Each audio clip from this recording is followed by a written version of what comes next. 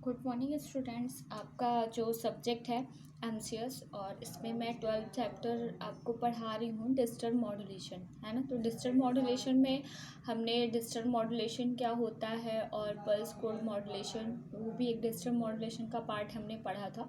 अभी हम types of digital modulation पढ़ रहे हैं, जिसमें आपने क्या पढ़ा, एक ASK पढ़ा था, एम्पलीट्यूड शिफ्ट कीइंग, और दूसरा FSK फ्रीक्वेंसी शिफ्ट कीइंग की हम बात कर रहे थे। तो इस क्लास में आपको फ्रीक्वेंसी शिफ्ट कीइंग फिर बता दे रहे हैं। फ्रीक्वेंसी शिफ्ट कीइंग में क्या होता है कि आपका इसमें जो फ्रीक्वेंसी होता है वो क्या होता है, चेंज होता है। जो आपका मतलब मॉड्यूलेटिंग सिग्नल के अनुसार जो कैरियर सिग्नल की फ्रीक्वेंसी होती है वो क्या होती है, चेंज होती है। ठीक है, किसके, बाइनरी 0 और 1 के बीच में क्या होती है, चेंज होती है। जबकि अगर एम्पलीट्यूड और फेज की बात करते हैं तो वो क्या रहता है, कांस्टेंट रहता है। तो ये डिफिनीशन हो जाती है। उसके बाद ये भी क्या होता है, जस्ट लाइक फ्रीक्वेंसी मॉड्यूलेशन होता है, और इसमें वही बाइनरी 0 के दो वोल्टेज लेवल मतलब 0 और 1 के बीच क्या होता है, चेंज रहता है। अब अगर आप मॉड्यूलेशन करते हैं तो ये हमारी क्या हो गई, कैरियर फ्रिक्वेंसी। एक हमें क्या मिलेगा, माइनस डेल्टा एफ मिलेगा और एक प्लस डेल्टा एफ मिलेगा, मतलब दो साइड बैंड मिलेगा, एक प्लस फ्रिक्वेंसी मिलेगी और एक माइनस फ्रिक्वेंसी मिलेगी। ठीक है, तो जैसे मैंने यहाँ पे आपको दिखाया था कि जैसे अगर आप देख रहे हैं जब 0 हो रहा है तब सिग्नल में कोई भी चेंज नहीं हो रहा है, क्योंकि क्या है, 0 पे हम क्या करते हैं, ऑफ मान रहे हैं। और जब भी 0 से 1 हो रहा है तो देख रहे हैं आप फ्रिक्वेंसी क्या हो रही है, चेंज हो रही है। फिर 0 पे फ्रिक्वेंसी क्या है, कांस्टेंट है, 1 पे भी फ्रिक्वेंसी क्या हो रही है, चेंज हो रही है। तो इस तरीके से आपका मतलब फ्रीक्वेंसी शिफ्ट कीइंग में होता है। अब बात करते हैं कि जो फ्रीक्वेंसी शिफ्ट कीइंग है इसका मॉड्यूलेशन कैसे होता है। तो जैसे आपने मतलब अगर आपके पास पीसी की बुक हो जो सेकेंड ईयर में चलती है पीसीई की, तो अगर आप उसमें देखेंगे जैसे फ्रिक्वेंसी मॉड्यूलेशन का दिया था जनरेशन, सेम वैसा इसका भी होता है। बस थोड़ा सा डिफरेंस ये होता है कि इसमें एक हम VCO लगा देते हैं, इसको बोलते हैं वोल्टेज कंट्रोल ऑसिलेटर। ठीक है, क्या बोलते हैं, वोल्टेज कंट्रोल ऑसिलेटर है ये। ठीक है, देखिए इससे क्या होगा, क्योंकि आपको पता है कि आपको क्या करना है, एक रिक्वायर्ड फ्रीक्वेंसी को जनरेट करना है।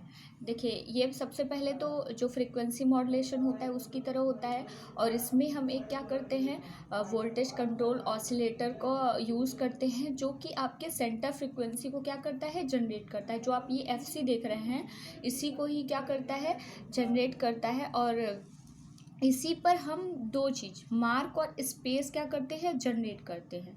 ठीक है, जैसे आपने MCS में जब पहले मैंने आपको मार्क और स्पेस पढ़ाया था, कुछ उसी तरीके का यहाँ पे आगे भी देखिए। जैसे लॉजिक 0 इनपुट VCO को स्पेस पर। ठीक है, मतलब जब क्या होगा, अगर आप 0 मानेंगे तो उसे हम क्या कहेंगे, स्पेस बोलेंगे। ठीक है, और जब 1 बोलेंगे तो इसे क्या बोलेंगे, मार्क बोलेंगे। इसका मतलब यहाँ पे आप देख रहे हैं ये कौन सा है, ये स्पेस है, और ये क्या है, मार्क है। ये क्या है, स्पेस है, ये क्या है, मार्क है। तो इस तरीके के आपका जो सिग्नल होता है इसमें शिफ्ट होता है। मतलब लॉजिक 0 को ये बस VCO क्या करता है, एक पर्टिकुलर जो आपकी कैरियर फ्रिक्वेंसी है इसको जनरेट करता है, जिससे कि उसको क्या करता है, जी लॉजिक 0 और मतलब 1 पर क्या करता है, शिफ्ट करता है। ठीक है, तो इस तरीके से इसका मॉड्यूलेशन होता है। अब अगर हम डीमॉड्यूलेटर की बात करते हैं तो डीमॉड्यूलेशन में थोड़ा सा आपको ज़्यादा पढ़ना पड़ेगा, क्योंकि इसका जो डीमॉड्यूलेशन होता है वो FM मॉड्यूलेशन की तरह नहीं होता है, थोड़ा सा डिफरेंट होता है। देखिए यहाँ पे सबसे पहले लिखा हुआ है पावर स्प्लिटर, उसके बाद आप देख रहे हैं ये क्या है, बैंड पास फिल्टर। ठीक है, बैंड पास फिल्टर, इसे आप लोग लास्ट क्लास में भी पढ़ चुके हैं। और ये है आपका एनवेलप डिटेक्टर, एनवेलप डिटेक्टर। अब देखिए पावर स्प्लिटर सिंपली क्या करेगा, क्योंकि जैसे आप यहाँ पे देख रहे हैं, है ना, कई सारी जो फ्रीक्वेंसीज़ हैं वो क्या होंगी, कंबाइंड होंगी। मतलब कैरियर फ्रीक्वेंसी भी होगा और आपकी मॉड्यूलेटिंग फ्रीक्वेंसी भी क्या रहेगी, कंबाइंड रहेगी। तो जो पावर स्प्लिटर रहता है ये क्या करेगा, उन सबको अलग अलग कर देगा, है ना, या कहिए कि जो सिग्नल्स रहेगा उनकी पावर को क्या कर देगा, अलग कर देगा। स्प्लिटर मतलब किसी चीज़ को स्प्लिट करना, मतलब अलग करना। तो ये जो सिग्नल की पावर रहेगा उसको क्या करेगा, अलग अलग कर देगा। उसके बाद बैंड पास फिल्टर लगा है, क्योंकि आपको पता है जब आप मॉड्यूलेशन करेंगे तो उसमें क्या होगी, लो फ्रिक्वेंसी भी होगी और हाई फ्रिक्वेंसी भी होगी। तो यहाँ पे हमें अलग नहीं करना है, हमें एक पार्टिकुलर बैंड को सिलेक्ट करना है जिसमें लो फ्रिक्वेंसी का कंपोनेंट और हाई फ्रिक्वेंसी दोनों का कंपोनेंट रहेगा, लेकिन उसका क्या होगा, एक पार्टिकुलर बैंड विड्थ होगा, ठीक है। तो ये हो गया। उसके बाद ये है आपका क्या है, इन्वेलप डिटेक्टर। इन्वेलप डिटेक्टर क्या करता है, ये मतलब यही जो है ये मार्क और स्पेस पे वर्क करता है। अभी इसके बारे में देखिए, मैंने यहाँ पे लिख दिया है। पावर स्प्लिटर जो है सिंपल आपको क्या करेगा, जो भी पावर है सिग्नल का उसको अलग अलग करेगा। बैंड पास फिल्टर एक निश्चित आवृत्ति को क्या करेगा, सेलेक्ट करके जाने देगा, बाकी को रोक देगा। अब इन्वेलप डिटेक्टर यह फिल्टर अपने आवृत्ति बैंड को सेलेक्ट करता है तथा मार्क अथवा स्पेस करता है। मतलब क्या करेगा, जब उसको क्या मिलेगा, जीरो मिलेगा तो उसको क्या कर देगा, स्पेस पे रखेगा, और जब उसको 1 मिलेगा तो क्या कर देगा, मार्क कर देगा, ठीक है। तो इस तरीके से ये 0 1 मिलने पर मार्क और स्पेस क्रिएट करता रहता है। इन्वेलप डिटेक्टर प्रत्येक आवृत्ति पास बैंड में पावर प्रदर्शित करता है, ठीक है। ये वैसे जो डिटेक्टर होता है ये क्या होता है, एक डीमॉड्यूलेटर सर्किट होता है, ठीक है। डिटेक्टर को ही आप डीमॉड्यूलेशन भी बोलते हैं। तो ये आपके जो सिग्नल होता है, क्योंकि आप क्या कर रहे हैं, एफएसके का डीमॉड्यूलेशन कर रहे हैं, इसका मतलब आपने जो कन्वर्ट किया था जो सिग्नल को, आपको वापस से वही सिग्नल चाहिए, ये वाला। तो डिटेक्टर सिंपली क्या करता है, सिग्नल का आपके डीमॉड्यूलेशन भी करता है। और जब आपका 0 मिलेगा इसका मतलब वो क्या करेगा, कोई भी आवृत्ति में चेंज नहीं दिखाएगा, और जब भी 1 मिलेगा तो आवृत्ति आपकी क्या हो जाएगी, चेंज हो जाएगी, ठीक है। तो इन्वेलप डिटेक्टर में सिंपली बस आपको इतना लिखना है कि ये क्या करता है, अपने आवृत्ति बैंड को सेलेक्ट करता है और मार्क और स्पेस को जनरेट करता है और सिग्नल का डीमॉड्यूलेशन भी करता है, ठीक है। तो यहाँ पे हो गया। उसके बाद लास्ट में आप देख रहे हैं कंपरेटर लिखा हुआ है।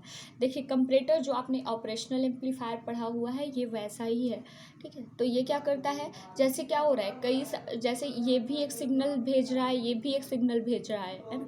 तो अब जो आपका ये कंपरेटर है ये क्या करेगा, यहाँ पे कंपेयर करेगा, जिस सिग्नल की जो पावर होगी ज़्यादा होगी उसको क्या करेगा, पहले भेज देगा, और जिसकी पावर कम होगी क्या करेगा, उसको बाद में भेजेगा। इस तरीके से आप देख रहे हैं अपने आप सिग्नल क्या हो जा रहे हैं, अलग अलग हो जा रहे हैं, ठीक है। तो यहाँ पे मैंने लिख भी दिया है, कंपरेटर दोनों में से एक पावर पर ही कार्य करता है। मतलब जिसकी, जैसे यहाँ पे हमने 2 ही लगाए हैं, अगर इस तरीके के मान लीजिए कई सारे सिग्नल हैं तो ऑपरेशन एम्पलीफायर क्या करेगा, यहाँ पे कंपेयर करेगा, जिस सिग्नल की तीव्रता ज़्यादा होगी उसको क्या कर देगा, ट्रांसमिट कर देगा, ठीक है। तो इस तरीके से ये आपका डीमॉड्यूलेटर सर्किट हो गया। तो बहुत ही ईजी है, आपको सिंपल बस जैसे मॉड्यूलेशन हो गया, तो मॉड्यूलेशन में आपको बस इस VCO के बारे में बताना है, ठीक है। यहाँ पे बस इसको एक्सप्लेन करना है कि ये क्या करता है, एक निश्चित आवृत्ति के बैंड को जनरेट करता है, लॉजिक 0 पे क्या होता है, स्पेस क्रिएट करता है, और 1 पे मार्क करता है।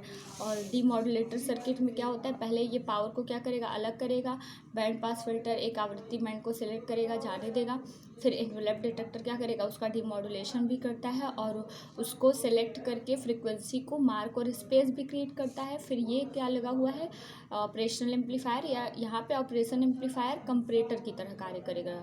दोनों सिग्नल को क्या कर रहा है, यहाँ पे कंपेयर कर रहा है, मतलब तुलना कर रहा है, जिस सिग्नल की तीव्रता या आवृत्ति ज़्यादा होगी उसको क्या करेगा, जाने देगा, और जिसकी आवृत्ति कम होगी उसको क्या करेगा, रोक देगा। ओके, तो यहाँ पे ये टॉपिक आपका समाप्त होता है। अब नेक्स्ट क्लास में हम आपको पढ़ाएंगे PSK, है ना। PSK होता है फेज शिफ्ट की। ओके, आप लोग ऐसे ही अपने 1 बाय 1 टॉपिक्स को क्लियर करते चलिए। Okay, thank you.